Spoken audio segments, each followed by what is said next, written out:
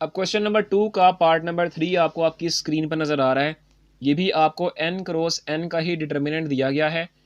तो इसको देखें कैसे सिंप्लीफाई करेंगे।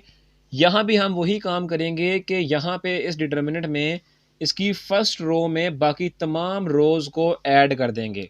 ठीक है, तो यहाँ पे हम कौन सा ऑपरेशन अप्लाई करने लगे हैं कि इसकी हम फर्स्ट रो में बाकी तमाम रोज़ को, रो 2 को भी प्लस कर देंगे, रो 3 को भी प्लस कर देंगे और सो ऑन nth रो को भी इसमें प्लस कर देंगे। तो इस ऑपरेशन को इस डिटर्मिनेंट पे अप्लाई करवाते हैं। तो ये देखें यहाँ पे मैंने डिटर्मिनेंट की लाइन लगा ली है।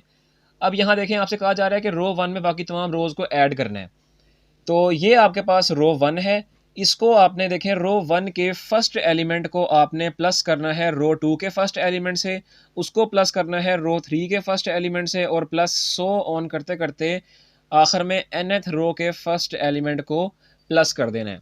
ठीक है, यानी इस ऑपरेशन के तहत जब आप तमाम रोज़ के फर्स्ट एलिमेंट को आपस में प्लस करवाएंगे तो आपके पास ये फॉर्म बन जाएगी। अब देखें ये आपके पास जो है यहाँ पे आपके पास नंबर शुरू हो रहे हैं 1 2 3 सो ऑन जाते जाते यहाँ पे कहाँ पे ख़त्म हो रहे हैं, nth टर्म पे ख़त्म हो रहे हैं। ठीक है, तो इसको हम इस तरह लिख सकते हैं सिग्मा n। सिग्मा भी इसको पढ़ते हैं इस सिंबल को और समीशन भी पढ़ते हैं। ठीक है, चाहे सिग्मा हो या समीशन हो, इसका मतलब होता है सम ऑफ। क्या मतलब होता है इसका? सम ऑफ। ठीक है, तो देखें यहाँ पे असल में यही बात हो रही है कि तमाम नंबरों का 1 से लेके n टर्म यानी nth टर्म तक तमाम नंबरों का सम हो रहा है, तो उसको हम सिग्मा n लिख सकते हैं। तो यहाँ पे बिल्कुल इसी तरह इस ऑपरेशन के तहत यहाँ पे हम सिग्मा n लिख देंगे। बिल्कुल इसी तरह अब यहाँ पे रो 1 के सेकंड एलिमेंट को प्लस करना है रो 2 के सेकंड एलिमेंट से, इसको प्लस करना है रो 3 के सेकंड एलिमेंट से और सो ऑन आखिर में nth रो के सेकंड एलिमेंट से। ठीक है, तो ये देखें ये आपके पास जो फॉर्म बन रही है, यहाँ पे भी आपके पास देखें चूंकि यहाँ पे तो n नहीं आ रहा तो आप कहेंगे कि ये मेरे पास अब nth कंडीशन नहीं आ रही, लेकिन आपको जो डिटर्मिनेंट दिया गया है तो वो तो n क्रॉस n का है, लिहाजा ये भी आपके पास जो सम आया है ये भी nth टर्म का ही सम आया है और पिछले दोनों क्वेश्चंस में मैंने ये बात आपको वाज़ेह तौर पर समझा दी है। ठीक है, तो लिहाजा इन नंबरों का सम भी हमारे पास सिग्मा n ही होगा। ठीक है, बेशक आपको यहाँ पे n नज़र नहीं आ रहा, n कहाँ पे है? n इन सो ऑन वाले नंबरों के अंदर है।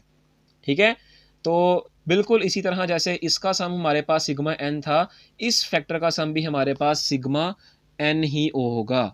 ठीक है, बिल्कुल इसी तरह जब आप इन रोज़ के थर्ड एंट्रीज़ को आपस में प्लस करेंगे उनका सम भी आपके पास सिग्मा n आएगा।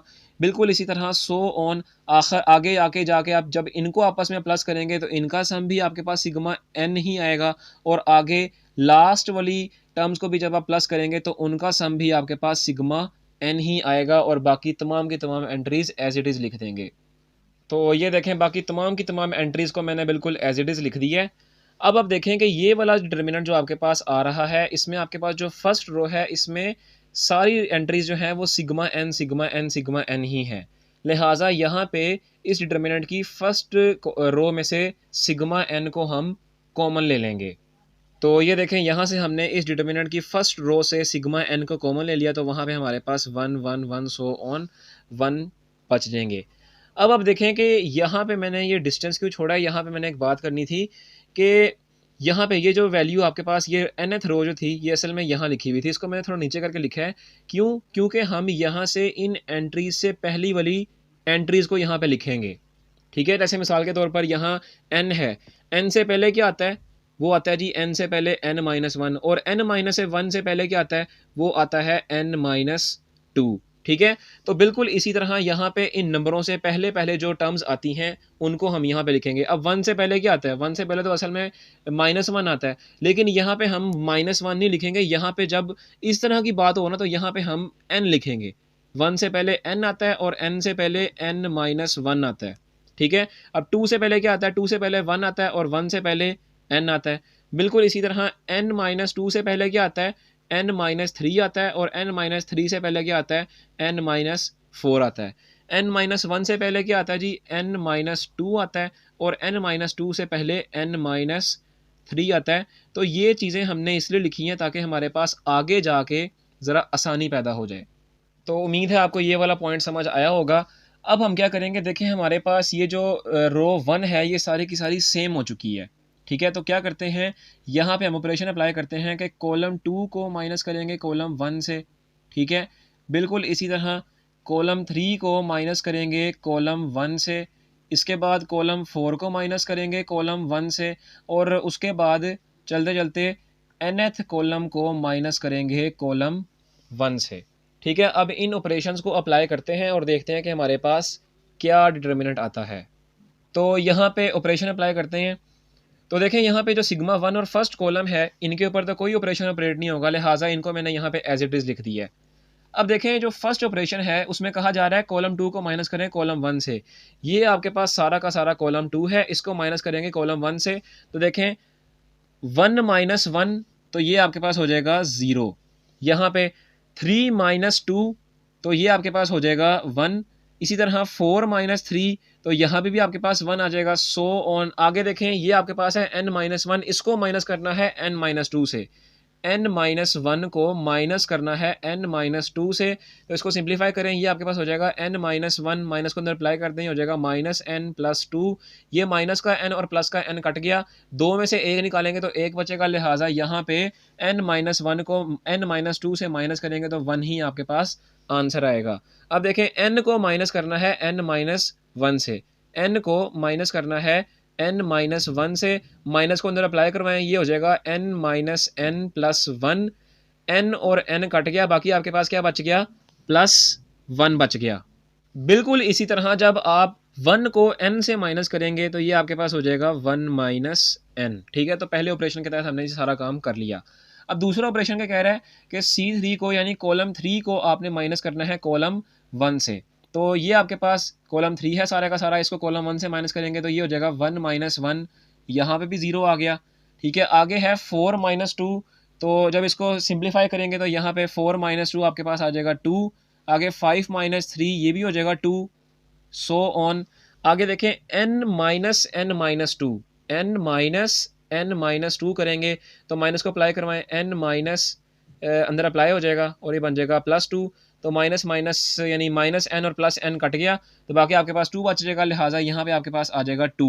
ठीक है, बिल्कुल इसी तरह 1 को माइनस करना है n माइनस 1 से, 1 माइनस n माइनस 1 करेंगे तो ये आपके पास हो जाएगा 1 माइनस n माइनस प्लस 1। तो ये आपके पास हो जाएगा 2 माइनस n हो जाएगा, यहाँ पे आपके पास आ जाएगा 2 माइनस n, और आखिर में 2 को माइनस करेंगे n से तो यहाँ पे भी आपके पास 2 माइनस n ही आ जाएगा। ठीक है, बिल्कुल इसी तरह आपने C4 को भी माइनस करना है C1 से, और nth कॉलम को भी फर्स्ट कॉलम से माइनस करना है। ये दोनों आप खुद ही कर लीजिएगा, मैंने आपको पैटर्न बता दिया है। तो ये देखें जब आप लास्ट 2 ऑपरेशन को ऑपरेट करवाएंगे तो आपके पास ये आंसर आ जाएगा। बिल्कुल आसान ही है, जैसे आपने फर्स्ट 2 को मैंने ऑपरेट आपको करना सिखाया है, बिल्कुल उसी तरह आप लास्ट 2 को ऑपरेट करेंगे तो आपके पास ये आंसर आ जाएगा। अब आप देखें कि ये जो आपके पास डिटर्मिनेंट बन रहा है, इसमें जो फर्स्ट रो है, पहला एलिमेंट छोड़ के बाकी तमाम के तमाम एलिमेंट 0 हो चुके हैं, लिहाजा हम इस डिटर्मिनेंट को इसके फर्स्ट रो और फर्स्ट कॉलम की फर्स्ट एंट्री से एक्सपेंड कर लेंगे। तो ये देखें इस डिटर्मिनेंट को हमने 1 से एक्सपेंड किया तो 1 की रो और 1 के कॉलम को छोड़ दिया, और बाकी जितनी भी एंट्रीज बचेंगी उसको हमने यहाँ पे लिख लिया। अब देखें कि इस डिटर्मिनेंट को जब आप 1 से मल्टीप्लाई करेंगे, ये 1 कौन सा वाला 1 है, ये वाला 1 है जिसके थ्रू हमने इस डिटर्मिनेंट को एक्सपेंड किया है। तो बहरहाल जब इस डिटर्मिनेंट को 1 से मल्टीप्लाई करेंगे तो यही डिटर्मिनेंट आंसर आएगा, तो 1 ख़त्म हो जाएगा। अब जब बाकी काम करेंगे इस पोर्शन को रेज करते हैं और यहाँ पे करते हैं। अब आपके पास ये जो डिटर्मिनेंट बन रहा है, यहाँ पे भी हम कुछ ऑपरेशंस अप्लाई करेंगे और फिर इसको सिंप्लीफाई करेंगे। तो कौन सा ऑपरेशन अप्लाई करेंगे जी, सबसे पहले हम ये ऑपरेशन अप्लाई करेंगे कि कॉलम 1 में प्लस करेंगे Cn माइनस 1, यानी कॉलम n माइनस 1 वाला कॉलम C1 में प्लस कर देंगे। ठीक है, ये अभी मैं आपको समझाता हूँ कि ये क्या चीज़ें हैं। बिल्कुल उसी तरह कॉलम 2 को प्लस कर देंगे 2Cn माइनस 1। ठीक है, ये अभी आप देख लें, अभी मैं आपको इसको समझा देता हूँ। और बिल्कुल as it is Cn minus 2 को प्लस कर देंगे n minus 2 of Cn minus 1 से। ठीक है, तो ये 3 ऑपरेशन हम इस डिटर्मिनेंट पे अप्लाई करेंगे और देखते हैं कि हमारा क्या आंसर आएगा। अब देखें कि ये वाला जो हमारे पास डिटर्मिनेंट था, ये ऊपर वाला, यहाँ तक हमारे पास n क्रॉस n का ही डिटर्मिनेंट था। ठीक है, जब इसमें से हमारे पास एक रो और एक कॉलम निकल गया, ठीक है, तो ये n क्रॉस n से n-1 क्रॉस n-1 के ऑर्डर में तब्दील हो गया। ठीक है, तो ये Cn-1 वाला जो हमारे पास पेयर बन रहा है, ये इस रो और कॉलम के डिलीट होने की वजह से आया है। ठीक है, और Cn-2 से क्या मुराद है, ये कॉलम n-1 से पिछला वाला कॉलम है। ठीक है, अब इसको सिंप्लीफाई करते हैं तो आपको इसकी मजीद समझ लग जाएगी। तो ये देखें, पहला ऑपरेशन आपके पास है कि कॉलम 1 को आपने प्लस करना है Cn-1 से। ये देखें, ये आपके पास कॉलम 1 है, ये आपके पास कॉलम 2 है, और चूंकि ये इस डिटर्मिनेंट से फर्स्ट रो और फर्स्ट कॉलम को डिलीट हमने कर दिया, ख़त्म कर दिया है, तो उसके नतीजे में ये जो हमारे पास डिटर्मिनेंट आया है ये n-1 क्रॉस n-1 के ऑर्डर का है। लिहाजा ये वाला हमारे पास जो कॉलम होगा ये Cn-1 का होगा, और ये वाला जो हमारे पास कॉलम होगा ये Cn-2 का होगा। ठीक है, तो बिल्कुल इसी तरह देखें, कॉलम 1 को आपने प्लस करना है कॉलम n-1 से, तो कॉलम 1 की फर्स्ट एंट्री को आप प्लस कर दें कॉलम n-1 की फर्स्ट एंट्री। यहाँ पे देखें, यहाँ पे ज़रा गलती हो गई है। देखें, यहाँ पे जब आप इस रो और कॉलम को डिलीट करेंगे तो यहाँ पे -1 बचेगा, n-1 नहीं बचेगा, तो -1 आएगा। तो देखें, जब कॉलम 1 की फर्स्ट एंट्री को जब आप प्लस करेंगे कॉलम n-1 की फर्स्ट एंट्री से, तो ये देखें, ये आपके पास 1 0 हो जाएगा, तो यहाँ पे आपके पास 0 आ जाएगा। बिल्कुल इसी तरह अब कॉलम 1 की सेकंड एंट्री को आप प्लस कर दें कॉलम n-1 की सेकंड एंट्री से, तो 1 यहाँ भी आपके पास 0 आ जाएगा। बिल्कुल इसी तरह अब सो ऑन। ठीक है, और आगे कॉलम 1 की आगे वाली एंट्री को आपने प्लस करना है Cn-1 की आगे वाली एंट्री से। तो देखें, ये वाला 1 और ये वाला -1 जब प्लस होंगे तो इसका भी आंसर 0 आएगा। बिल्कुल इसी तरह आगे इस 1 को प्लस करना है, क्योंकि हमने ऑपरेशन में प्लस लिखा है, तो इस 1 को प्लस करना है -1 से, तो 1 यहाँ भी आपके पास 0 आ जाएगा। आगे 1 n को प्लस करना है, ये देखें, ये आपके पास है 1 n, ये लास्ट वाली टर्म, इसको आपने प्लस करना है -1 से। ठीक है, प्लस करना है -1 से, इसको सिंप्लीफाई करें 1 -n -1 और +1 कट जाएगा, बाकी आपके पास क्या बच जाएगा, -n बच जाएगा। तो यहाँ पे लिख दें -n, यहाँ पे बच गया। तो उम्मीद है कि हमने जो पहला ऑपरेशन अप्लाई किया है इसकी आपको मुकम्मल समझ लग चुकी होगी। अब देखें, दूसरे ऑपरेशन में क्या कह रहा है कि कॉलम 2 में आपने प्लस करना है 2Cn-1 से, यानी ये आपके पास कॉलम 2 है, इसको आपने प्लस करना है कॉलम n-1 से 2 को मल्टीप्लाई करवा के। ठीक है, तो ये देखें, ये आपके पास कॉलम 2 की फर्स्ट एंट्री है 2, इसको आपने प्लस करना है कॉलम Cn-1 की एंट्री को 2 से मल्टीप्लाई करवा के। तो ये 2 से मल्टीप्लाई करवा रहे हैं हम -1 को, तो इसको सिंप्लीफाई करें तो ये आपके पास हो जाएगा 2 - 2, लिहाजा इसका भी यहाँ पे 0 आ जाएगा।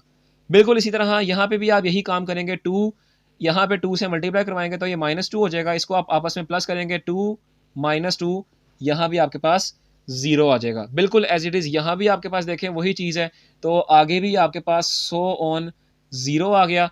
उसके आगे देखें 2 -n और -1 है आगे, यानी 2 -n को आपने प्लस करवाना है यहाँ पे -1 के साथ 2 को मल्टीप्लाई करवा के। इसको सिंप्लीफाई करें तो ये आपके पास बन जाएगा 2 -n -2, ये -2 और +2 कट गया, बाकी आपके पास क्या बच जाएगा, -n बच जाएगा। और यही काम जो अभी हमने यहाँ पे किया है, यही काम 2 -n यानी इस वाली एंट्री पे और इस वाली एंट्री पे करेंगे तो यहाँ भी आपके पास -n ही आ जाएगा। बहरहाल यहाँ पे देखें, मैंने डॉटेड लाइन लगा दी है। अब ये जो लास्ट ऑपरेशन है आपके पास, ये लास्ट वाला ऑपरेशन, इसको सिंप्लीफाई करते हैं, यानी इसको ऑपरेट करवाते हैं। तो देखें, कह रहा है कि आपने Cn-2 को प्लस करना है n-2 Cn-1 से। अब देखें, मैंने आपको बताया था कि जब आपने इस डिटर्मिनेंट से फर्स्ट रो और फर्स्ट कॉलम को डिलीट कर दिया, निकाल दिया, तो बाकी आपके पास ये यहाँ पे आपके पास n क्रॉस n का डिटर्मिनेंट था, तो यहाँ पे फर्स्ट रो और फर्स्ट कॉलम को डिलीट करने से ये जो आपके पास डिटर्मिनेंट बना है ये n-1 क्रॉस n-1 का है। ठीक है, लिहाजा ये जो लास्ट कॉलम होगा ये आपके पास Cn-1 का होगा, अभी मैंने आपको बताया है। और इससे पिछला वाला जो कॉलम आपके पास होगा वो जाहिर सी बात है वो n-2 का कॉलम होगा। लिहाजा ये कॉलम n-2 कौन सा वाला कॉलम है, ये आपके पास ये वाला कॉलम है।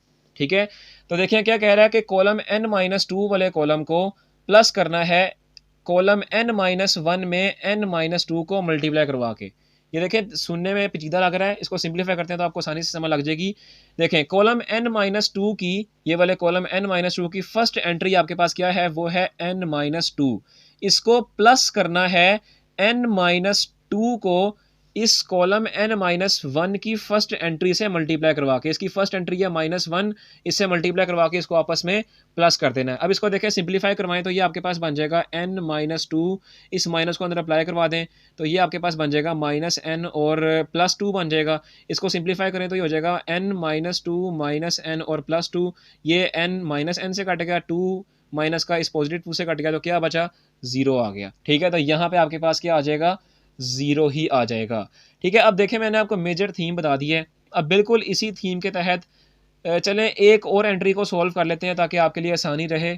अब देखें इसके आगे कि कॉलम n-2 की सेकंड एंट्री को, सेकंड एंट्री आपके पास क्या थी, -2 थी, इसको आपने प्लस करना है कॉलम n-1 वाली उसकी सेकंड एंट्री में n-2 को मल्टीप्लाई करवा के। इसकी सेकंड एंट्री है -1, इसको आपने n-2 से मल्टीप्लाई करवाना है। ठीक है, जैसे जैसे मैं बता रहा हूँ वैसे ही आपने इसको करना है। अब इसको सिंप्लीफाई करें तो ये आपके पास हो जाएगा -2, इस माइनस को अंदर अप्लाई करवा दें तो ये आपके पास बन जाएगा -n और +2, ये +2 और -2 कट गया, बाकी आपके पास क्या बच गया, -n बच गया। ठीक है, तो बाकी भी देखें, बाकी भी आपके पास वही चीज़ें हैं, लिहाजा बाकी के ऊपर भी जब आप ऑपरेशन अप्लाई करेंगे तो बाकी भी आपके पास यहाँ भी -n आ जाएगा, आगे भी -n आ जाएगा और आगे भी -n ही आ जाएगा। ठीक है, तो उम्मीद है ये तीनों ऑपरेशन जो हमने अप्लाई किए हैं इनकी आपको मुकम्मल समझ लग चुकी होगी। और लास्ट वाला जो आपके पास कॉलम है यानी कॉलम n-1 वाला, इसको हम बिल्कुल एज इट इज़ यहाँ पे लिख लेंगे। तो ये देखें इस डिटर्मिनेंट का लास्ट कॉलम जिसे हमें Cn-1 का कॉलम कहा था वो मैंने बिल्कुल एज इट इज़ यहाँ पे लिख लिया है। और इसके बाद देखें कि ये जो सिग्मा n है ये भी मैंने एज इट इज़ उतार लिया है। अब देखें कि हम क्या करेंगे, हम ये जो डिटर्मिनेंट आपके पास आया है इस टोटल डिटर्मिनेंट से एक तो -1 कॉमन ले लेंगे टोटल डिटर्मिनेंट से। ठीक है, और दूसरा कॉलम 1 से कॉलम Cn-2 तक सारे के सारे n कॉमन ले लेंगे। ठीक है, देखें जब माइनस कॉमन लेंगे तो ये जितने भी n है ये पॉजिटिव हो जाएंगे। उसके बाद हमने क्या नाम है, n कॉमन लेना है कॉलम 1 से कॉलम n-2 तक। तो यहाँ पे आप लिख भी दीजिएगा कि सबसे पहले हम होल डिटर्मिनेंट से -1 कॉमन लेने लगे हैं और उसके बाद हम क्या करेंगे, बाद में हम कॉलम 1 से कॉलम n-2 तक n को कॉमन ले लेंगे। तो देखिए जब इस होल डिटर्मिनेंट से -1 कॉमन लेंगे तो ये आपके पास होगा -1 की पावर n-1। ये n-1 क्यों लिखा है, वही बात कि ये हमारे पास n-1 क्रॉस n-1 का डिटर्मिनेंट है, इसलिए हमने यहाँ पे पावर -1 लिखी है। इसके बाद क्या कॉमन लिया है, इसके बाद कॉलम 1 से कॉलम n-2 तक सारे के सारे n कॉमन लेने हैं। तो ये हमने कॉलम 1 से कॉलम n-2 तक सारे के सारे n कॉमन ले लिए और इसकी पावर हम लेंगे n-2। और ये n-2 क्यों लेंगे, क्योंकि हमने n जितने भी कॉमन लिए हैं वो कॉलम 1 से लेके कॉलम n-2 तक लिए हैं। ठीक है, और बाकी जो बच जाएगा उसकी डिटर्मिनेंट हम यहाँ पे एज इट इज़ लिख देंगे। तो ये देखें जब हम इस पूरे डिटर्मिनेंट से -1 और n कॉमन ले लेंगे तो हमारे पास ये डिटर्मिनेंट बच जाएगा। ठीक है, अब चूंकि ये क्वेश्चन लॉन्ग है तो बाकी काम हम यहाँ पे करते हैं। अब आप देखें कि अब हम क्या करेंगे, ये जो आपके पास डिटर्मिनेंट आया है ये आपके पास इंटरचेंज होगा, यानी इसमें जो आपके पास कॉलम्स हैं ये आपस में इंटरचेंज होंगे, तभी हमारे पास रिक्वायर्ड आंसर निकलेगा। वो कैसे इंटरचेंज होंगे कि यहाँ पे हमारे पास ये जो कॉलम n-1 वाला जो कॉलम है ना ये वाला, इसको हम फर्स्ट कॉलम से इंटरचेंज कर देंगे। ठीक है, और ये जो हमारे पास कॉलम n-2 वाला कॉलम है इसको हम सेकंड कॉलम से इंटरचेंज कर देंगे। अब देखें आपके पास जब कॉलम्स इंटरचेंज करते हैं या रोज़ इंटरचेंज करते हैं तो बाहर साइन चेंज हो जाता है, अगर पॉजिटिव हो तो नेगेटिव और नेगेटिव तो पॉजिटिव हो जाता है। ठीक है, तो जब हम पहली इंटरचेंज करेंगे यानी कॉलम n-1 को जब फर्स्ट कॉलम से इंटरचेंज करेंगे तो बाहर आपके पास माइनस आ जाएगा क्योंकि प्लस है बाहर, तो पहली इंटरचेंज करने से बाहर माइनस आ जाएगा। और जब दोबारा कॉलम n-2 को जब सेकंड कॉलम से इंटरचेंज करेंगे तो एक और माइनस आ जाएगा, तो वो माइनस और वो बाहर वाला माइनस दोबारा से प्लस हो जाएंगे, इसलिए हम यहाँ पे इसको प्लस ही रहने देंगे। ठीक है, तो यहाँ पे आप लिख दीजिएगा कि हम क्या करने लगे हैं, कॉलम n-1 को फर्स्ट कॉलम से और कॉलम n-2 को सेकंड कॉलम से इंटरचेंज करने लगे हैं। तो यहाँ देखें, यहाँ पे हमने जिन कॉलम्स को इंटरचेंज किया है उनकी इंटरचेंजिंग के बाद जो डिटर्मिनेंट बनता है वो मैंने यहाँ पे लिख दिया है। इसके बाद देखें कि इसके बाद आपके पास ये जो सिग्मा एन है ये भी एज इट इज़ उतर आएगा, और एन की पावर एन माइनस टू जो है ये भी आपके पास एज इट इज़ रहेगा। उसके बाद ये जो आपके पास डिटर्मिनेंट बन रहा है, ये डिटर्मिनेंट आपका -1 की पावर आर में कन्वर्ट हो जाएगा। ठीक है, तो इसको हम इस तरह लिख देते हैं -1, इसकी जो पावर n-1 है ये भी बिल्कुल इस तरह रहेगी, और ये वाला जो डिटर्मिनेंट है ये आपका इसमें r में कन्वर्ट हो जाएगा। ठीक है, तो आपके पास ये इक्वेशन बन जाएगी, ये जो डिटर्मिनेंट है ये आपका इस r में कन्वर्ट हो चुका हुआ है। अब ये जो आपके पास n-1 प्लस r है, इसका आपने इंटर में फॉर्मूला पढ़ चुके हुए हैं, और अगर नहीं याद तो मैं यहाँ पे आपको बता देता हूँ इसको रेस करके। ठीक है जी, तो ये n-1 प्लस आर का जो फॉर्मूला था जो आप इंटर में पढ़ के आ चुके हुए हैं, वो ये वाला फॉर्मूला है। ठीक है, बिल्कुल एज इट इज़ ही इंटर में भी, इंटर की किताब में, फर्स्ट ईयर की किताब में लिखा हुआ है। तो ये देखें n-1 आर आपके पास बराबर होता है n-1 plus n-2 plus n-3 plus so on 3 to 1। इसको हम n into n-1 divided by 2 की फॉर्म में भी लिख सकते हैं। ठीक है, तो बिल्कुल ये चीज़ इसके बराबर है, तो हम इस चीज़ की जगह यहाँ पे n-1 प्लस आर की जगह ये चीज़ लिख देंगे, तो ये आपके पास बन जाएगा sigma n multiply by n की पावर n-2 मल्टीप्लाई बाय -1 की power n of n-1 of 2। ठीक है, तो ये है आपके पास क्वेश्चन नंबर 2 के पार्ट 3 का रिक्वायर्ड आंसर, और ये आपका लेंथी क्वेश्चन है और लॉन्ग क्वेश्चन के लिहाज से भी इम्पोर्टेंट क्वेश्चन है। तो उम्मीद है ये क्वेश्चन आपको मुकम्मल तौर पर समझ लग चुका होगा।